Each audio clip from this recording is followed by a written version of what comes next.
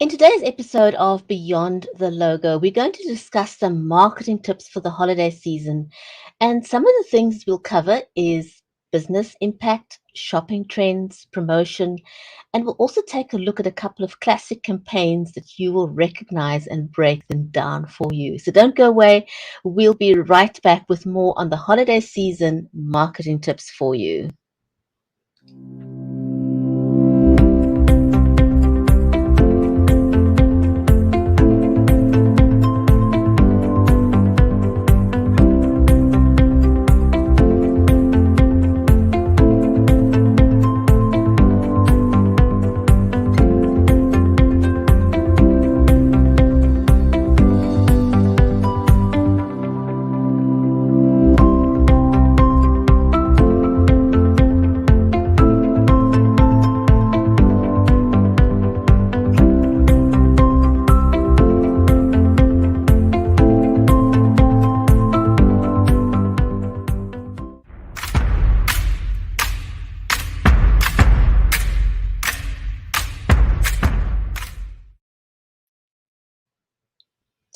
If you're just joining us, welcome to Beyond the Logo with Nancy and Bridgetti.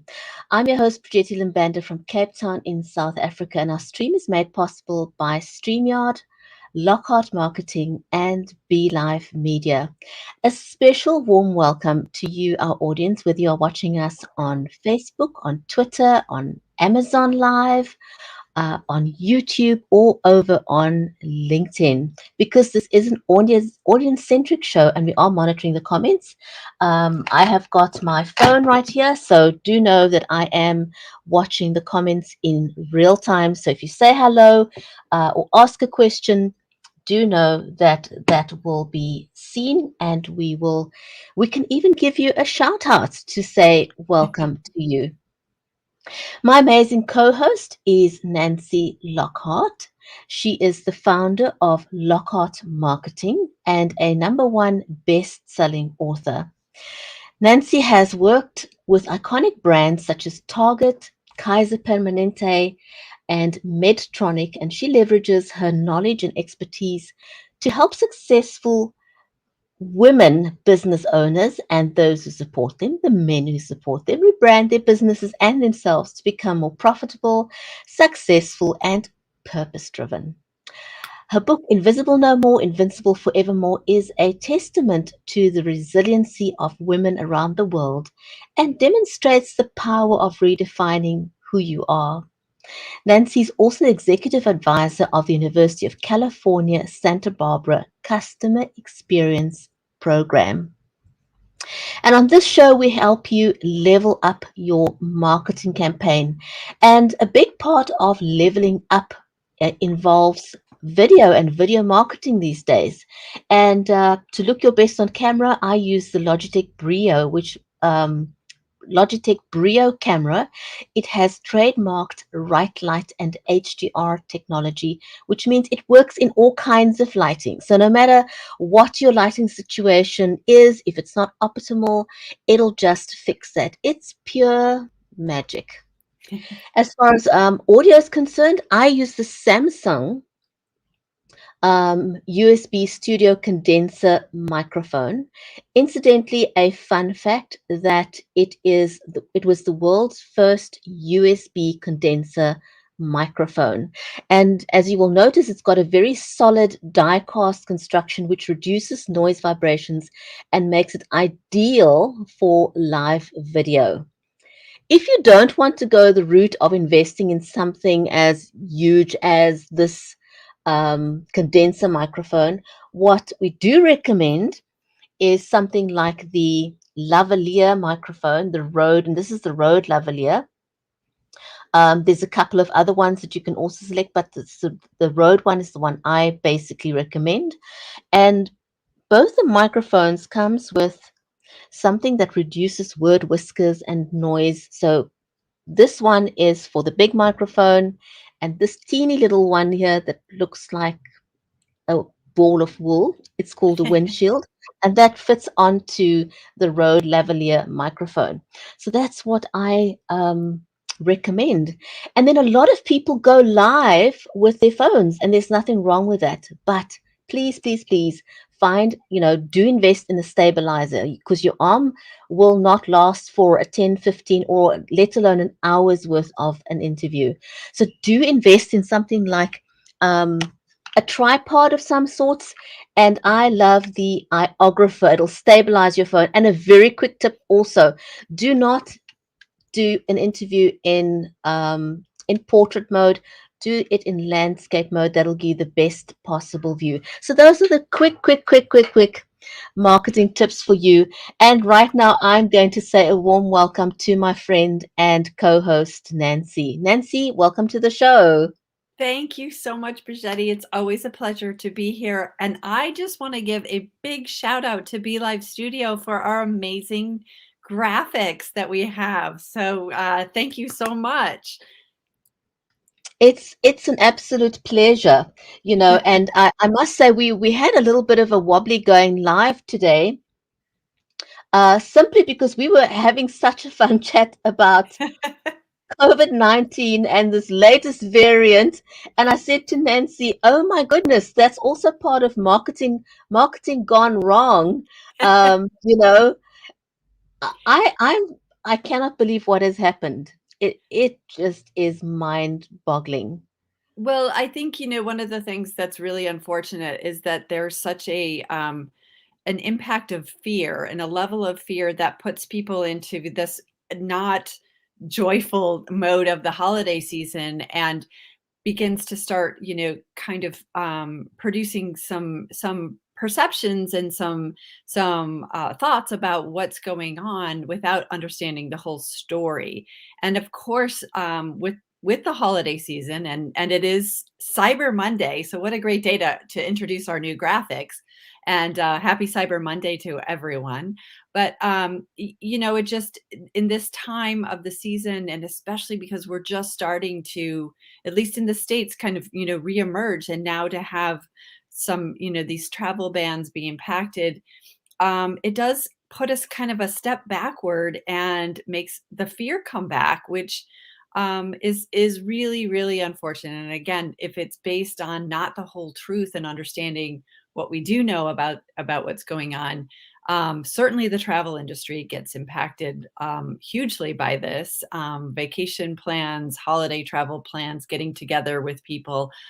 Even just, I was commenting to you, Bridgetti, is if I needed to get to you, I can't get to you now. So I don't like that. But I do It's like feeling we're in the same crazy. studio with the graphics. I do like that as well. And talking about marketing, any kind of, anything we put out in the cyberspace, we do want to make sure that it's truthful. We don't want to Right. spread rumors and false news. And for those of you that are watching that don't have context, I am in Cape Town in South Africa. And, part of the sort of breaking news right now is this new variant of COVID. And I don't really want to get into the topic of COVID. What I did want to mention is, a misconception that is now being spread that the new variant of COVID originated in South Africa. Now we've got all these travel bans, and nothing could be further from the truth. The truth of the matter is that South Africa, because of its history with HIV, AIDS, and tuberculosis, have got advanced technology to identify these viruses. So this new variant of COVID was actually, I you know, has been in other continents across the world, in other countries, but South Africa, because of its amazing technology, because of the technology at the disposal of the scientists, they were the first to be able to identify what the strain is. That is the Yeah. difference. And what effectively is happening is that with all these travel bans, they are trying to misconstrue what had happened. They're creating fear. They're imposing travel bans. And the misconception now is that the strain originated in South Africa. Nothing could be further from the truth. It's Right. simply that we were able to identify it and we're getting travel bans because of it. There are people in other countries, and we're not seeing travel bans imposed on those countries. So it simply does not make any sense. Yeah. Yeah, it's very, very frustrating and just um again, it's based in fear and lack of knowledge, and I think the whole world could do a lot of good with bringing some hope and gratefulness towards towards South Africa for defining and finding this variant out, and so that we can be prepared and not respond out of fear, which is unfortunate and definitely to make it a little bit lighter, but it's not good for business in any way, shape, or form anywhere because the fear is geared towards South Africa, but it is a fear that then runs rampant. So I think what we would encourage people to do is to really investigate, understand what the truth is, look for where your information's coming from and how you can validate it, and and try to spread truth like we're doing right now. So thank you, Bridgetti, for bringing that forward and for addressing that, and hopefully we can shift some of the consciousness just a tiny bit to hopefulness and to understanding and respect and gratefulness for for what your country has been able to provide as far as knowledge with regard to this variant. You know what it struck, as I was listening to you, I often talk about responsible live streaming, Hmm. responsible marketing, because there's such a thing as marketing responsibly, responsible journalism. And right now, there is a bit of an outlash against the journalist that shared the story because the manner in which the headline was constructed, we believe, is what caused this whole panic effect. Instead Yeah. of instead of it saying, um, wow, our technology has been able to Hmm. identify the strain. Hmm. The headline, I think the journalist, I can't remember exactly what it is. I speak under correction. He said something like, South Africa found the strain. Like, it's like it was, Dis- and I think discovered. that, Yeah. yeah, it was discovered. And I think that sent out the wrong message to the world. So I think it also emphasizes the responsibility that lies with us, in how we share things. And I know that Hmm. everyone's labeling this particular journalist as a lazy journalist because he's basically caused panic when there was no panic. Yeah. Um, Well, and all kinds it, of repercussions. yeah, well, and the ripple effect is global. I mean, again, it's a wave that is shifted just by a headline. It has shifted a perception that evokes fear, and I think it's our responsibility to be aware and to investigate and validate. And again, I'm glad that we're able to kind of do that here. Absolutely, absolutely. So today, let's talk about our main topic. Um, Again, it is on business impact, holiday shopping, the business impact, shopping trends, promotion, and we're going to be sharing some classic campaigns that you, as the listeners, are going to be will be able to recognize. So Nancy's put together some amazing um, slides for us, and shall we share some of those Yes, and let's jump right dive into into? it. Yeah, Yes. I think Well, let's just dive into our topic. wonderful. Well, as Bridgetti said, we're going to talk a little bit more in depth, given that it is, I think, the um, kickoff of the holiday shopping season. And I know in our premiere episode, we did some talks about how to prepare as a business for the holidays and some of the some of the strategies that you can use. What I wanted to do today was give a little bit of a reminder, and as we're in the thick of it, to kind of give you some inspiration, perhaps some levity, and just to remind you of the impact of the holiday season. So I think one of the first things that I thought was interesting on the following slide is just the impact that we can see of this time of year for people shopping and interacting with your business. I love this quote. Oh, for the good old days when people would stop holiday shopping when they ran out of money. But people don't, and I think that's their that's their issue. But we want to be able to leverage as much of revenue generation as we can during the holiday season as we're thinking about our marketing. And I think it's important to understand that this is critical for businesses, because 41% of businesses think that the holiday season, this time of year, will either make or break their overall revenue generation for the entire year. So that is something that's significant, and it certainly depends on the type of industry that you're in. However, anybody, as we said in our initial episode, anyone can purchase a piece of your business, can buy a gift certificate, have an experience, or actually purchase a product.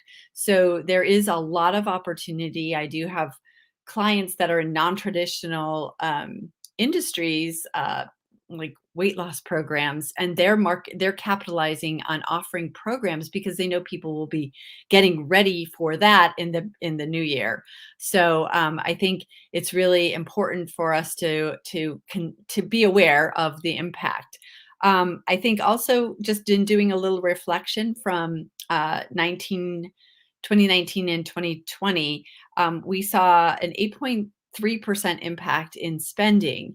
Now, that is even, with the whole, onslaught of COVID and the fear factor, as we talked about, people still increase their spending to during the holiday season. But the biggest impact was with the digital, and that makes a lot of sense given that people couldn't go out and shop where they may traditionally go brick and mortar and shop brick and mortar, but that went up 24%. And so there was a significant rise in online, and we continue to see that with this holiday season. So it's one of the things we're going to touch on, is how important it is for you to really leverage your digital capabilities and improving and enhancing the shopper experience.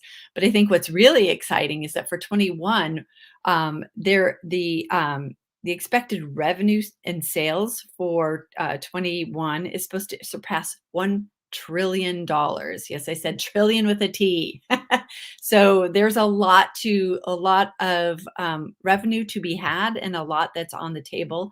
And we'll let the consumers determine whether or not they have the money or their credit card company has the money to afford it. But yeah. Yeah, that's quite an interesting one. I really just want to reiterate what you were saying. A couple of years ago, when we didn't have money, we stopped shopping. Right. Um, and now we've got these credit cards that get thrown at people, Yes. literally. People have got a choice of 5, 6, 7, 8 credit cards. No wonder the world is in such a mess and disarray, because there's just too much credit running around. And it's not. We were talking about responsible marketing earlier, and that's not responsible marketing by Right. giving people access to credit that they can't handle. Yeah, I think it is really important for, as we're thinking about being honest and truthful and understanding um, what is out there, is to understand when you're shopping. I mean, from a consumer perspective, to understand really what your budget is and what you can spend. And you can leverage, if you can leverage credit cards, and there's a lot of opportunities to do that in a responsible way. Unfortunately, a lot of people lose sight of it. It's kind of a quick fix where people can spend money and kind of get their, I guess, their shopping done, or get the satisfaction of purchasing something that, you know, is on Black Friday or Cyber Monday that's the best deal ever, without realizing that they still have to pay it in 22 at some point and maybe with some extra interest. So I would say be very aware of what, from a consumer perspective and from a business perspective, of what you can leverage from a credit, you know, what you can do with the credit. Use it responsibly, use it to your advantage, use it as a tool for you, but not as a trap. I think that's probably the best advice with regard to credit that I can share. I like that. I think that's a good one. You know, tool, trap, make sure that Yep. you make the right choice. That's right. Absolutely. Well, if we want to go ahead to some holiday shopping trends. So I'm not sure if you guys saw it in South Africa, but I know that in the States, my birthday is in early November, and I started seeing all kinds of holiday promotions all over the place. And I almost got offended because I'm like, my birthday comes first, and then we can start the Christmas season or the holiday season, whatever you celebrate. But I think, in light of everything that's going on with the coronavirus and COVID and all of the variants, that people are looking to get that kind of rush of, you know, let's start this happy time of the year. And things have been starting sooner. People are definitely out there shopping and buying their holiday treasures for people and for themselves. So I think it's important to recognize that we are fully in it right now. Um, the next thing I think is important is that shoppers will use, this is an acronym, it's BOPAC, buy online, pick up at curbside, or curbside pickup. So even with this new variant, we still, you know, we're going to see some more of this, where people aren't really going into a brick and mortar, where they're either having things delivered or they're going and picking up their items, like at curbside. So I think the real thing to emphasize is that convenience is going to be key. So if you're going to make a shopping experience for your customers and clients, make sure to make it as easy as possible. And in that light, you know, shoppers are used to free shipping, and that's just the way things go. We can thank Amazon probably for that, Amazon Prime for that. But that's an expectation that's kind of baked in, and you risk, you know, having a little bit of a disappointment if you're having to tack on some type of a shipping fee. Now you can leverage that as a promotion, you know, as part of your promotion. It's not probably going to have as big of an impact, but that way you can draw people in with a promotion of free shipping, that then leverages a little bit of promotion and satisfies their expectations as well. Another thing, again, an Amazon, these three are all, I think, Amazon influences. Shoppers want free and easy returns. So, and also extended time periods. So oftentimes when you're doing business online, you have a 30-day window, or, you know, or a 10-day window even.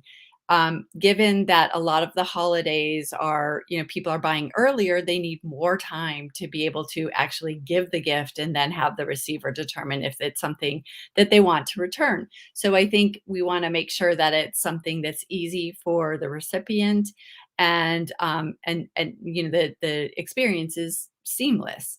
Um, and then finally, mobile commerce. If you aren't able to do some type of mobile commerce as simple as, you know, a PayPal, you'll be at a deficit for leveraging those sales and making that revenue for your business. So I really encourage to incorporate a mobile commerce, even if it's a non-traditional holiday business. You'll reap the rewards throughout the year if you're able to do that.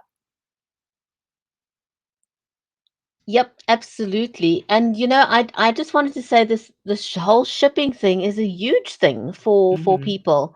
You know, sometimes it's, I don't know, it's a thing on principle maybe, and also extend. I think the extended period in which you can return things over this particular holiday season is Mhm. bigger thing more so than other holiday periods.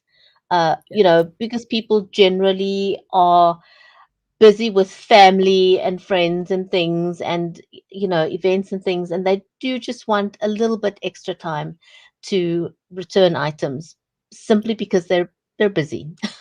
Absolutely. And another thing that just going back to the holiday shopping is starting sooner, especially if you're talking, going international shipping.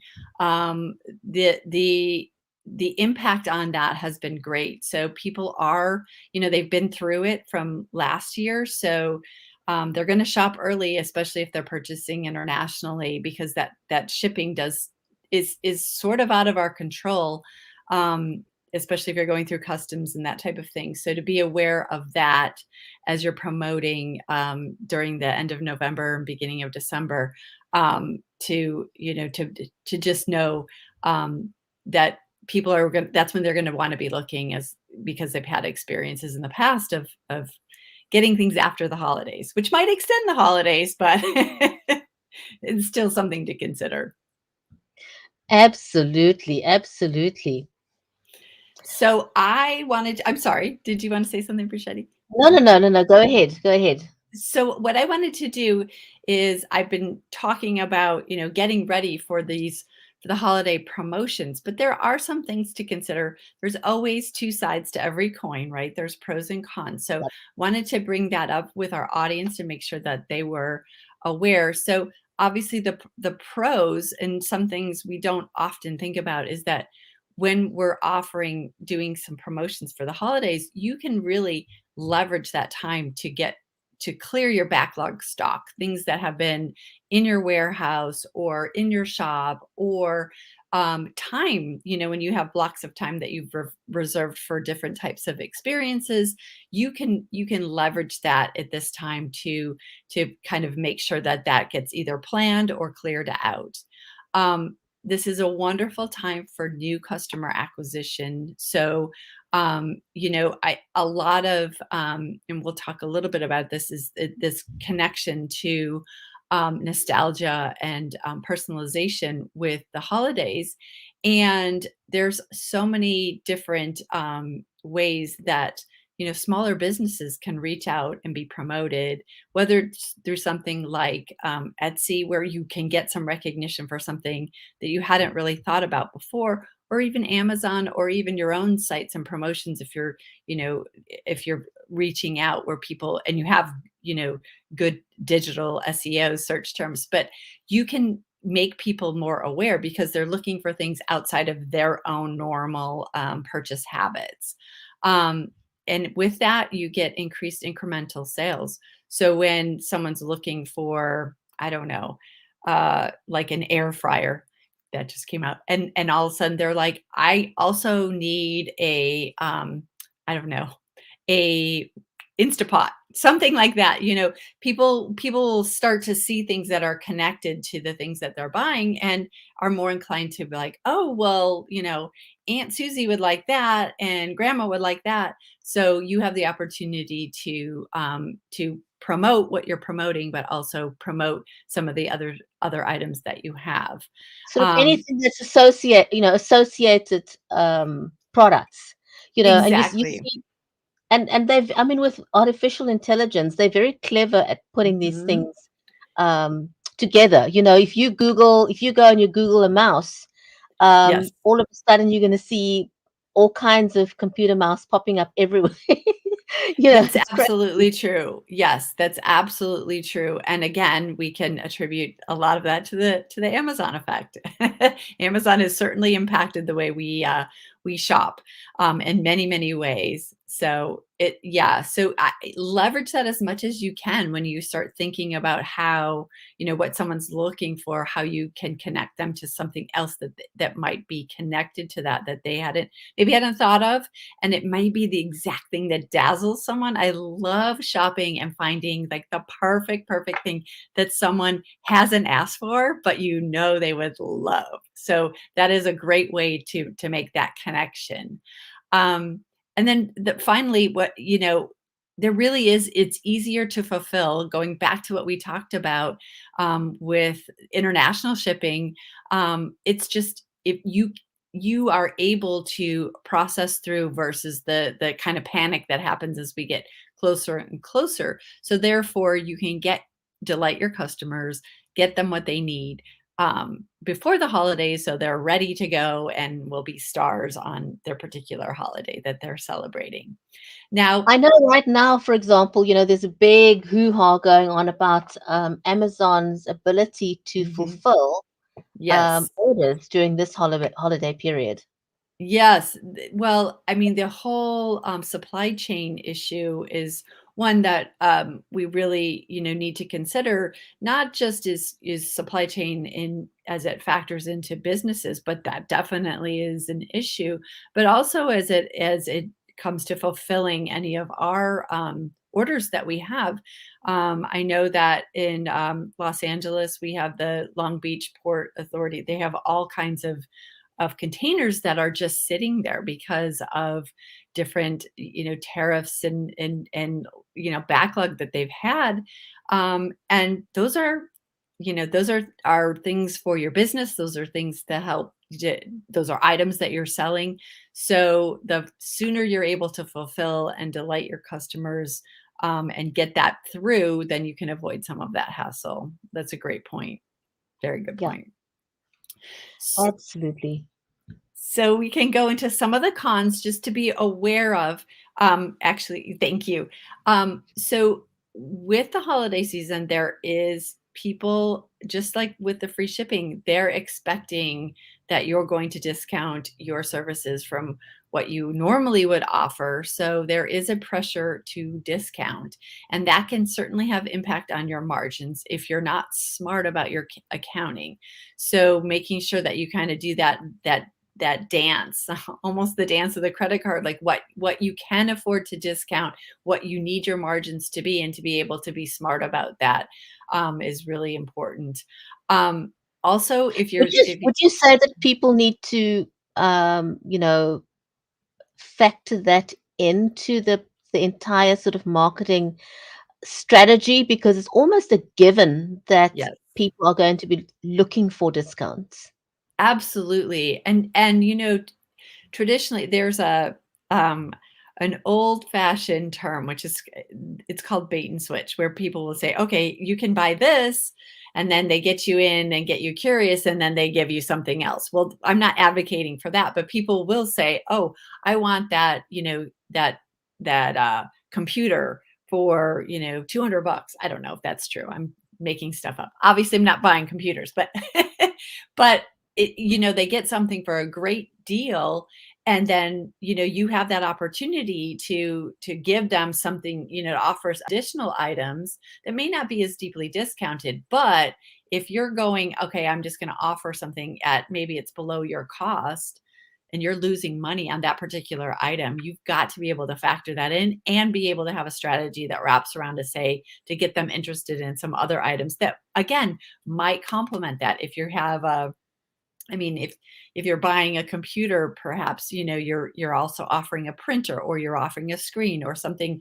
along the lines, or even some kind of subscription for ink, things like that, to get creative about how you can make up some of that margin. But recognize, going back to the pros of new customer acquisition, if someone is delighted in the experience that they have, they've gotten a great deal from you with a product that they love, you're going to build loyalty. So some of it's very, bottom line accounting, hard facts, and some of it is some of that soft stuff where you're building that goodwill. But you do have to be aware of it going in, and know what your costs are as you move into this particular season.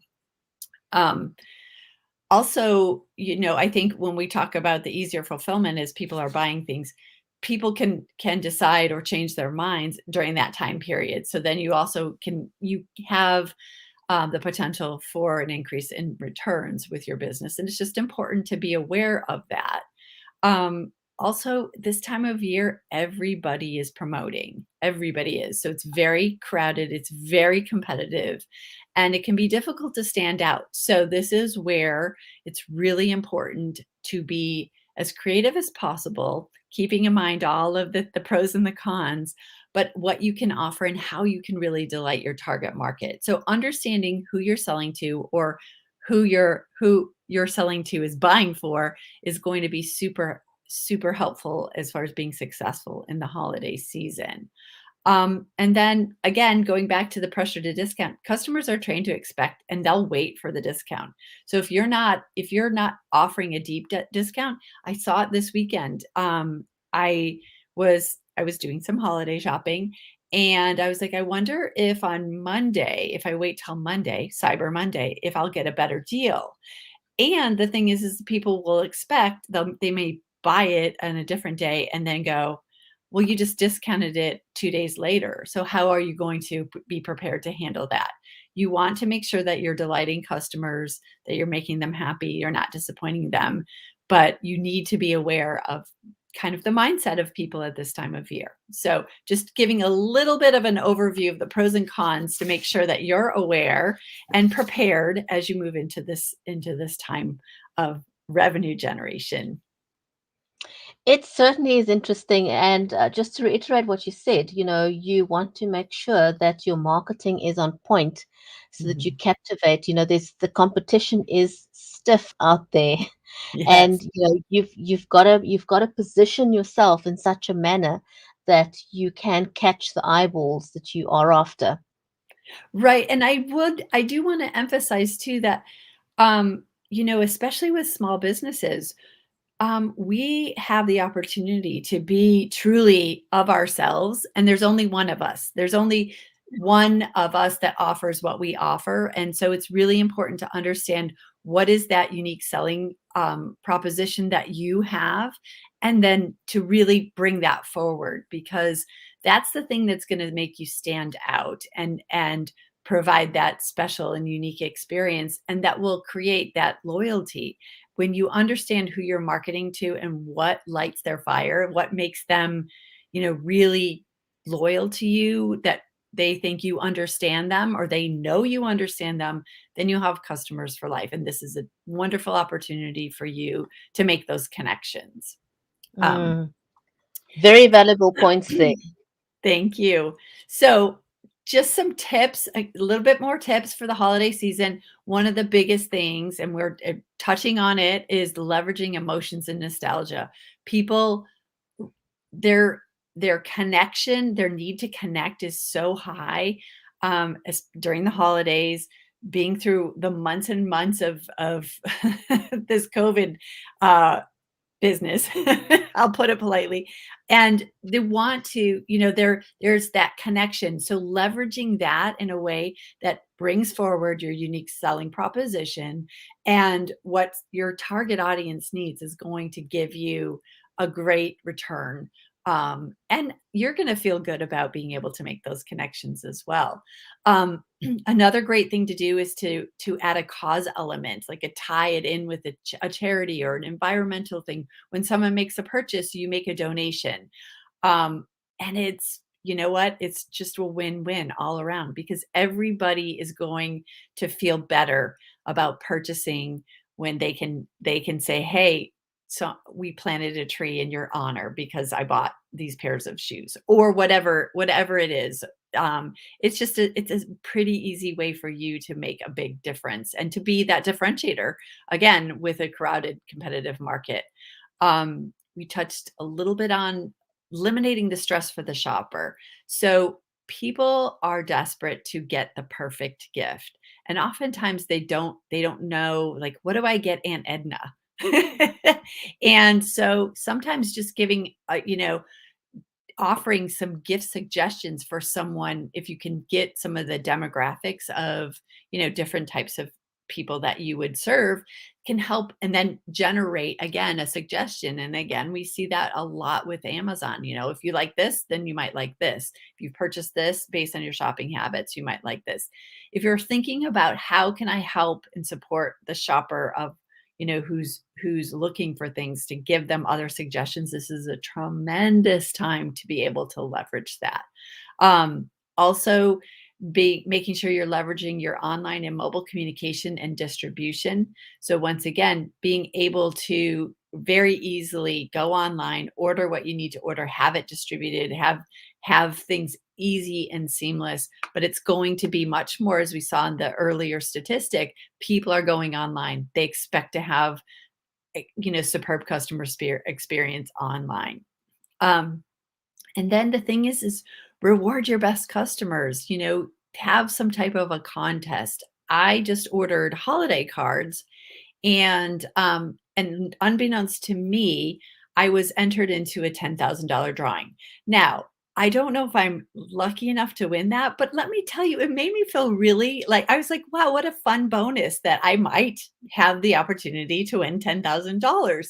But, just to kind of be thinking of ways to, unexpectedly bring joy through your businesses, and also looking at your trends, looking at your sales data, looking at your best customers. Maybe you create packages for them for the following year that, says, you're really special to my business and I want to make sure that I keep you as a customer. So keeping that in mind, and coming from that spirit of, it's so much easier to maintain clients than it is to get new ones. So reward your best Oh, customers. I totally agree with you 100% about that. Everybody wants to feel special. Nobody wants to be ignored, whether you're doing your shopping in person or online. It is vital to present your shopper, your client, with an engaging experience that feels satisfying and rewarding. Because if they don't get that satisfaction, they're going to go elsewhere. Then you've Yeah. lost them. They're going to go and find a better shopping experience somewhere else if you don't captivate them. Well, there's a fine that's a great point, and there's a fine line between the convenience, and ease of an online experience and making a personal connection. So doing something like, you have data, you're collecting the data because of an online experience, that you can start to analyze that and then reward your best customers and make a more personal connection, where it's not just a transaction, but it really is a connection with future, opportunities for people to purchase and buy. So again, just an opportunity that can be leveraged, and you just need to really be thinking through what you're offering for the holiday season. And Absolutely. yeah, and so and along those lines, offering bundles to upsell, and I mentioned like a membership club. If you see some repeat clients at the holiday season, you might want to put together a promotion in the new year that really is about, a membership package where they get a discount. Maybe they do a one-time flat fee, and then they have access to, discounts throughout the year with your services, or what your products are. So, or putting together, even thinking about, okay, they bought this, what kind of a bundle can I put together that might be discounted? And then you've got a larger revenue generation and a more loyal customer that sees that feels like you get them and know them and are looking out for their best interest. So in the spirit of giving, let's give so that we can, provide the services that we offer to our clients in the best way possible and keep them with us. Something that really excites me and that I can see is going to explode in the next year is the online shopping experience offered by Amazon Live. And Amazon Live was not the first one to offer a live shopping experience. This, was largely came from China, and it's blown up there. It's $1 billion industry where people are online like you and I, and they are demonstrating goods, products, and services. Mhm. Like this mouse, for example, that I just got. It's amazing. This mouse is what Oh, they call this it's an ergonomic mouse There we Oh. go.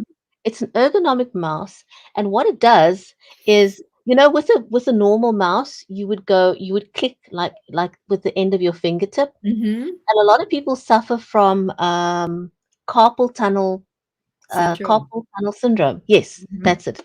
And what this does, it offers you a different experience. You put your hand on it, on the mouse like that, and instead of clicking with the tip of your finger, you can actually click your Oh, with that part of your like the finger. heat. Yes. Wow. That is awesome. So that you're not bending your finger and putting pressure on that, and it releases the pressure for people who suffer from carpal tunnel syndrome.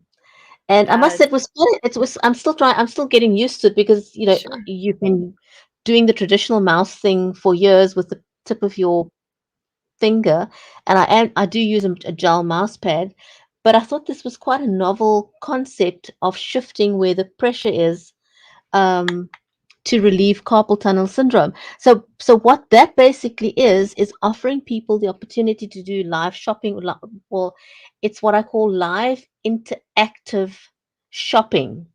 As opposed to the home shopping network that we had years ago, where it was like television broadcasting, and people were demonstrating, say, buy this microphone. It's a great microphone. Um, but the difference there was that people could not interact with the actor or actress or whoever it was that they used on traditional television in the days of the home shopping network. This is kind of a different experience, and I like to say it's similar to, when you were doing in-store shopping and you had in-store promoters Mhm. promoting products, and you rarely went into that store with the idea to buy the product that was being promoted by the in-store promoters. But because that person was promoting it, and because there was that one-to-one interaction, you liked the person, you almost felt compelled to now put that item into your shopping basket because this was a really friendly lady that was doing the demonstration, right? So, Absolutely. and she convinced you to take that item off the shelf and put it in your basket.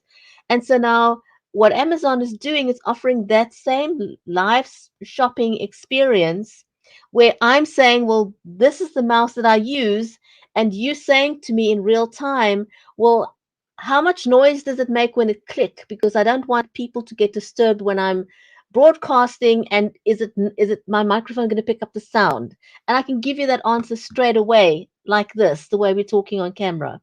Absolutely, absolutely, and it's so nice because Be Live Studio is the forum from which, you can broadcast that through Amazon Live, and so, that really does give such an interactive connection regardless of where you are in the world. I mean, we're on opposite sides of the globe, and we're talking about a product that you're using and testing and trying and the benefits of it, and it's a real time, situation where it's like you're talking, we're talking to our entire audience, but we're all connected in real time and can ask the questions and make the comments and that type of thing. I think it's just it goes to a lot of those, deep personal connections that we, because we're digital, sometimes we're limited, but this brings forward some of that real human connection that we strive Absolutely. for, and an endorsement, with all of the products and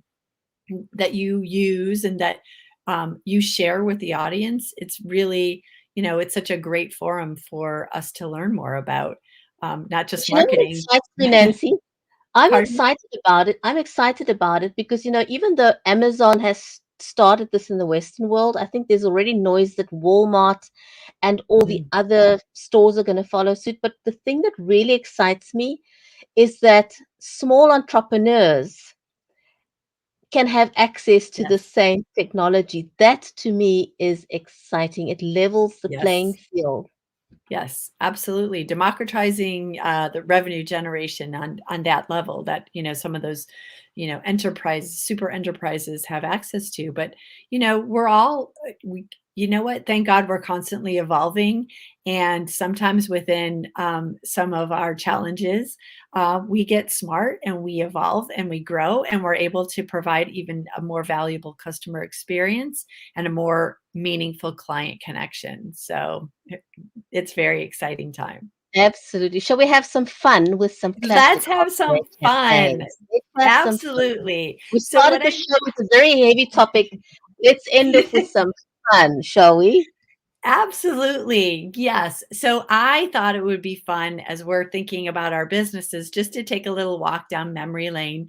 I love to kind of showcase other campaigns that have gone on, but I'm not sure how many people realize that Coca-Cola truly invented the Santa Claus that we know and love today, the jolly fat man with the round cheeks and the pipe and coming down the chimney. Um, Traditionally, I didn't know that. That yeah, that that's new to me. well, I will tell you, so typically it was known, Father Christmas was, uh, Scandinavian. I mean, there's all different kinds of versions of Santa Claus, but this jolly guy really became a global, recognition because Coca-Cola decided they went to, the poem "'Twas the Night Before Christmas," and they're like, "You know what? Let's commission an artist to draw the Santa that they're describing holding a Coca-Cola." And it just took off. And now it's everywhere. I believe this was the first rendition of that Santa Claus, which really resonated globally. And it's kind of made it's kind of silly that Coca-Cola is a holiday beverage. But it definitely, the red with the red suit, it's just a very complimentary branding connection. And it's almost as if the Santa brand depicted in this way has grown. I don't know if it's grown bigger than Coca-Cola. That's a big one, but they are attributed to inventing today's Santa.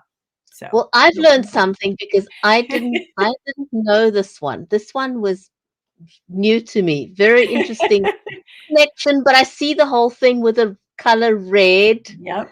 being incorporated here and how that could have, come into play with kind of leveraging this holiday and Yeah. almost trying to monopolize it actually. Yes, it is a fun little fact that I thought we would get a kick out of. So, I don't know, this one, is there's not a whole lot of a story behind it other than it's something, people, I have to say, I have my You've got Starbucks. one. But so every year, they love their Starbucks coffee and they look forward to their morning drink. I can tell you this season, when the first day I pulled through the drive-through and they handed me the holiday cup, it brought me so much joy. And it's the smallest thing, a little holiday cheer that I get in the morning when I have my coffee. And it's just something that now has become iconic with Starbucks is their holiday cups. And people anticipate, there's so much buzz on the internet about it and social media about what is the design going to be this year. So it's really become synonymous with the holidays in Starbucks, and it's kind of like one of your. Well, I I'm must I must ask you something about this whole Starbucks thing. So we only recently had Starbucks in South Africa. It was never available in South Africa. It only became available recently. But if I have to compare the price of the Starbucks coffee with the other brands that are available, it's on the higher Yes, end of the price range. Is that true for you as well? yes, it definitely is, and it is a luxury, but I will say, it's an interesting. They've done a really good job. And this morning I pulled up to get my coffee. I was at the little speaker. You know what? They heard my voice and they're like, "Nancy, hi." They were Wow. so happy, and they're like, Is it your usual order?" Now that may be a testament to how much coffee I drink, but it truly is, they turn over their employees, but they're always very like interested in making a human connection. And it really, from a focus group of one, the experience is very much one that's very personal. It's a great way to start my day. They don't judge if I haven't had my shower yet. They are, now any coffee house can leverage that, but the Starbucks training is very, very intensive. So the way they treat their customers and the way that they connect with the customers, whether they know you or not, even the tone of their voices has a branded element to it. But they go through an intense Wow. customer service training in order to enhance that whole experience of the third place, which is um, your home and your work, and then Starbucks is the third place. So I had the opportunity to work with Scott Bedbury, who worked on Starbucks when it was first being introduced, and learn a little bit about that whole process of how they've gone through the training to really promote, enhance, and have a consistent brand experience. So I do think you would have a more expensive cup of coffee. They have a very exclusive process for the way they choose their beans. It doesn't mean it can't be replicated. And it's almost like you could get a very, kind of global cup of coffee from, another So they're place. sharing, they're not just sharing coffee, they're sharing the experience of enjoying Absolutely. a Yes. great cup. Yeah, Yes. I I get mean, that. they talk about the first sip, and I'm telling you, I will take my first sip, and that's in my mind. I'm like, "Oh my gosh," when it goes down and it's warm and it goes down, and I'm just like, "Wow, this is awesome." I mean, it was a great way to start the day with interaction, and then also just I enjoy the taste of it as well. So, but that's the little cup, it's not a big investment for them to change the designs of the cups, but it is a way to delight, and people look forward to it. So it's a fun Wow, holiday. that is amazing. Now I've because I don't really know the brand as well as you do, I think I would look at it very differently now, more as, it's not just another cup of coffee. Yes. It's the experience that they offer of Yeah. having something different. Well, I encourage you to try it. I get no endorsement or anything, but to have that experience, because it really is. It's a If you're looking at it from a critical eye of how to have a cup of coffee versus, it's different. It's different, and you can tell by the way that they've been trained and reinforced with the brand. So, I would be curious to hear what you think when you have your first cup. So, I will our definitely get you some feedback on that. excellent, excellent. I will make sure that Scott knows too. So our next one is it's interesting because I'd love to talk a little bit more about in one of our other episodes the idea of using mascots in our advertising. So this one is with M&Ms, and I believe that this first aired, and I'm going to probably mess this up. I believe it was in the late 80s, or maybe it was early 90s, when they did this, the Santa is real. So they have this is when they first introduced the M&Ms as characters, and it was such an iconic ad. They have I mean, there's been so many things. So these characters have evolved into, there's like M&M stores where the characters are featured. There's M&M gifts that are with, there's lamps, there's telephones. All of this has evolved from these little guys having, legs and arms and discovering Santa at the holidays. And this particular ad, they've done different versions of it, where so in the ad, if you haven't seen it, the M&Ms are walking around like, is Santa real? And then Santa Claus is walking around going, are the M&M guys real? And then they discover each other, and then one of the M&Ms faints and Santa faints, and then they did a second one where they both resuscitate and join each other. They've done Halloween commercials. They've done all kinds of different holidays featuring these guys. And this was, an initial, Christmas execution that they did. But it's real. They even have they have like Christmas stories with the M&M guys and stuff like that, little shows that they have on TV. So it really has evolved from a, piece of chocolate into this kind of this character and this personification.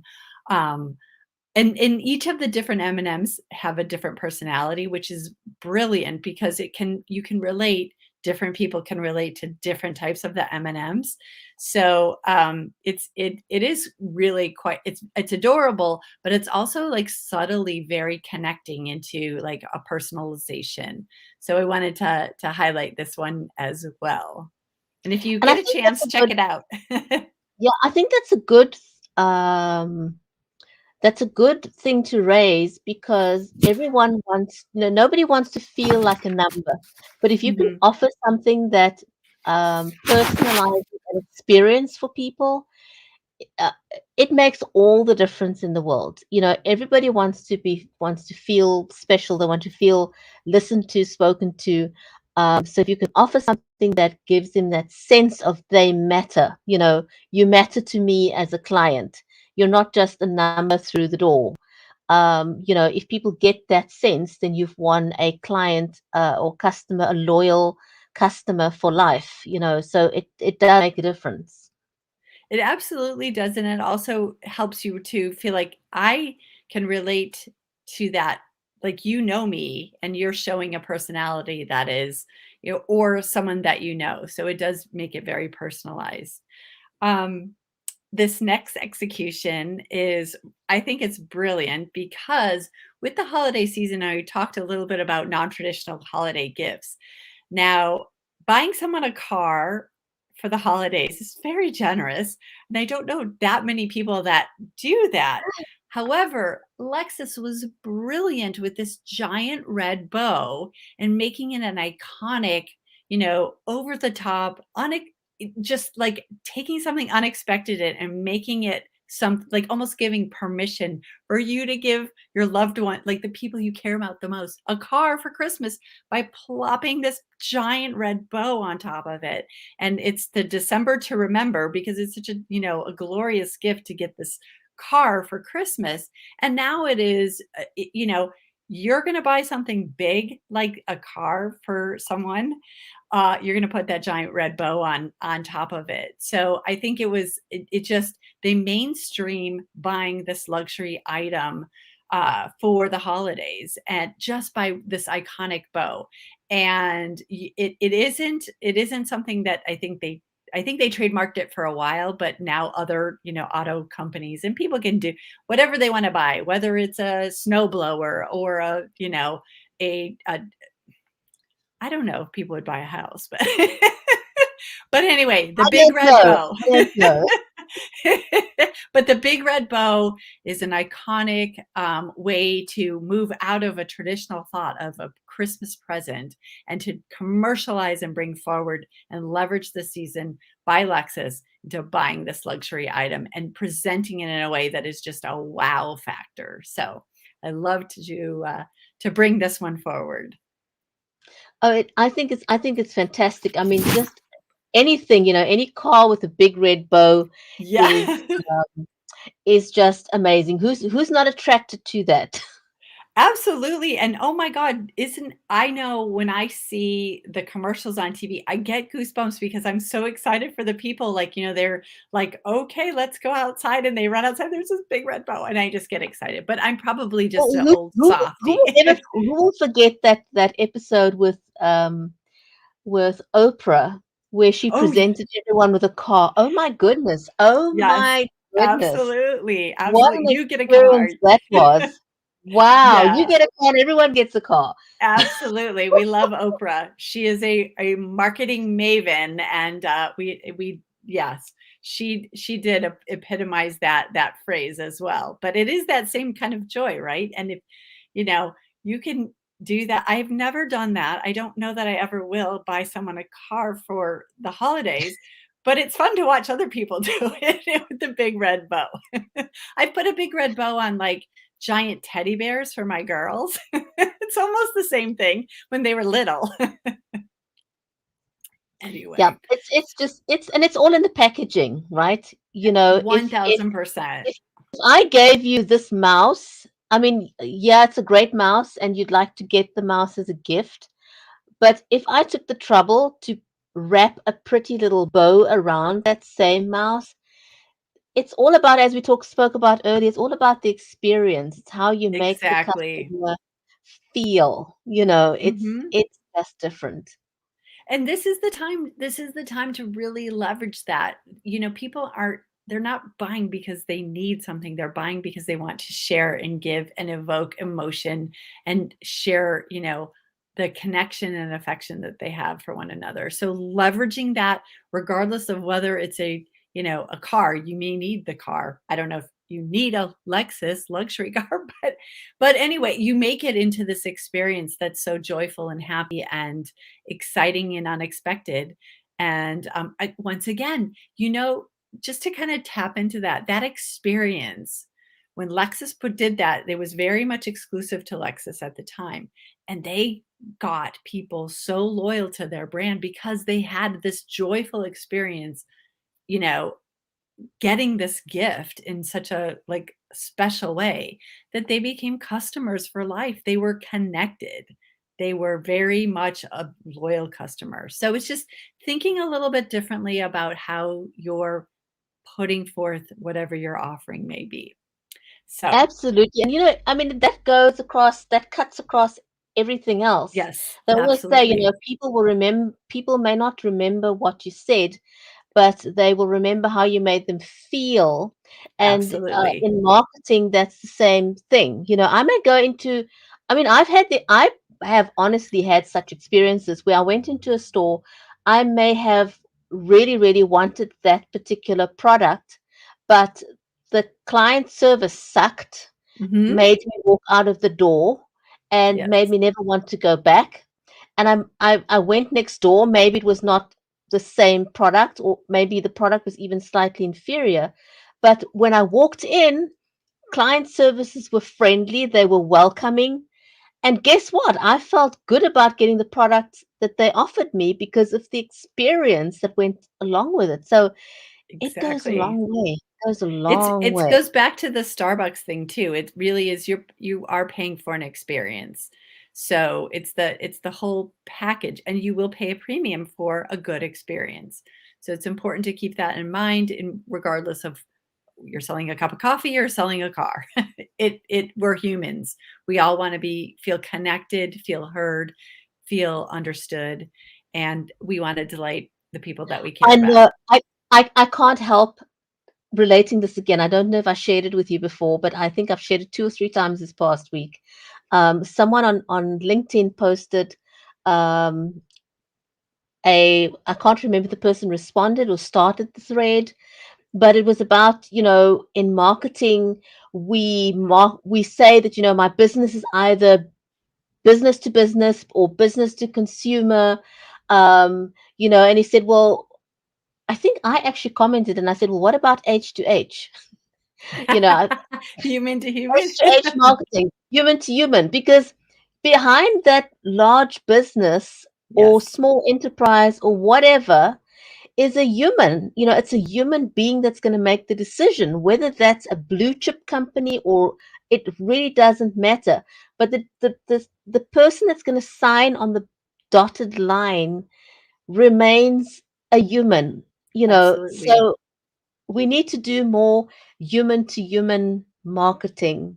Yes. And yeah, Yeah, no, you're absolutely right. And we've talked a little bit about a couple of times about Amazon. Um, they're a huge organization, but what they've been able to do is to tap into some human needs and connection and delight people with their services, even though they're huge. And there's controversy. I'm not, there's controversy a lot of times with large organizations, but the thing that makes them successful is that they've connected on a very human level and how to delight, whether you're selling B2B or whether you're selling direct to consumer, you're right. We're human beings that have very similar needs, desires, and and we can be delighted and then we become very loyal. So it's a great point. And a That's lot of these ads are nostalgic in evoking some of that, that bringing forward that holiday feeling. And so by repeating some of these, they see, or they take the same characters like in the M&Ms commercials. This one is another chocolate one, but I love this because there was this great story. So the creative director for Hershey's, they were shooting an ad for the Hershey's Kisses, and they had some extra studio time. And the creative director was like, he went rogue and did not ask for permission and said, I want to do a holiday specific for the Kisses, and came up with this ad, which if you haven't seen it, it's adorable. It's they're the Kisses are bells. They act as bells, and they're doing "We Wish You a Merry Christmas."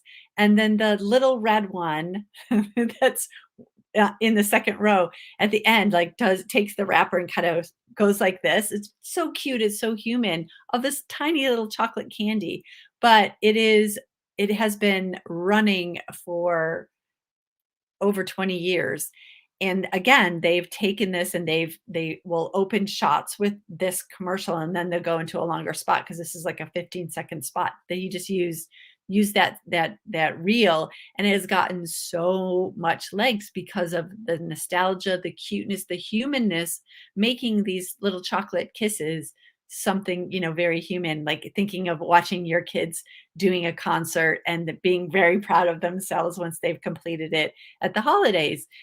I just love the little story. I loved that there was some risk, and that the risk paid off in such a nice way. And I can tell you, when this holiday season, probably around my birthday, this commercial came on, and my daughter, who's 17, she's like, the holidays just started, mom. And I was like, gotta love those Hershey Kisses. It's an excellent spot. It just connects you right away to that nostalgic feeling. So finally, the little Budweiser Clydesdales. Now, this has an interesting story because the Clydesdales there was initially I'm going to say a set of six, which isn't the right term, but there was six Clydesdales that were given to the Budweisers once Prohibition was lifted, in honor to celebrate the end of Prohibition. And that symbol became connected to Budweiser, and then they started leveraging it throughout the holidays. They incorporated the Dalmatian, the red, and it also goes in the US when we'll have to touch on this, the whole Super Bowl phenomenon where people pay astronomical amounts for commercials, but these horses became very iconic and associated with that particular sporting event.